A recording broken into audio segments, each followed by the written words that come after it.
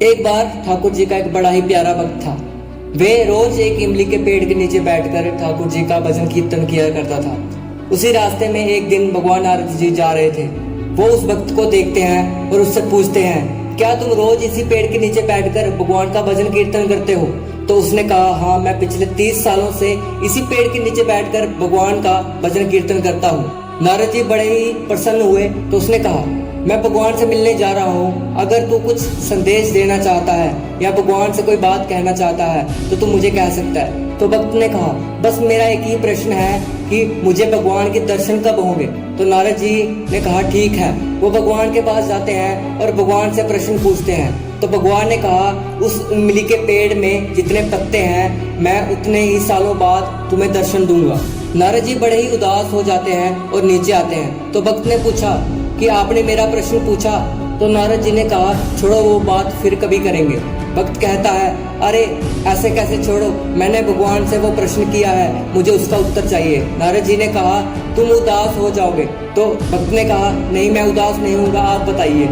तो नारद जी ने कहा, भगवान ने कहा है कि इस इमली के पेड़ में जितने पत्ते हैं मैं तुम्हें उतने ही सालों बाद दर्शन दूंगा। तो भक्त ने पूछा, क्या भगवान ने ये बात खुद कही है? तो नारद जी ने जवाब दिया, हाँ, भगवान ने अपने ही मुंह से ये बात कही है।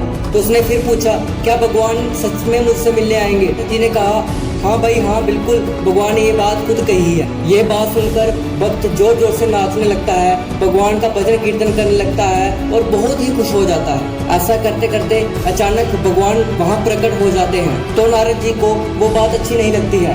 नारद जी ने भगवान से कहा कि आपने तो मुझे कहा था कि इस पेड़ में जितने पत्ते हैं आप इन्हें उतने सालों बाद दर्शन देंगे।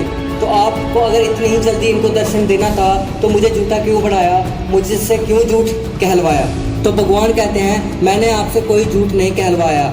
जिस तरह ये वक्त पहले मेरी भक्ति कर रहा था, मैंने तो इसको उतने सालों बाद ही दर्शन देने थे जितने इमली में पत्ते थे। जिस तरीके से ये वक्त मेरी भक्ति कर रहा था, लेकिन जब उसे पता चला, भले ही कई वर्षों के बाद, लेकिन भगवान मुझे दर्शन देने आएंगे, और जिस तरीके से उसने मेरी भक्ति शुरू कर दी तो मुझे तुरंत आना ही पड़ा। इस कहानी की सीख क्या है? अगर हम ये सोचते हैं कि चाहे जितने मर्जी साल लग जाए, थोड़ी बहुत मेहनत करते रहते हैं, जब मिलना होगा तो मिल जाएगा, तो उस तरह तो काफ़ी समय लग जाएगा। पर अगर आप उन्नति चाहते हैं, सफलता चाहते हैं, तो आपको उस प्रकार की कड़ी मेहनत, उस प्रकार की दृढ़ता, उस प्रकार का उत्साह से काम करना होगा।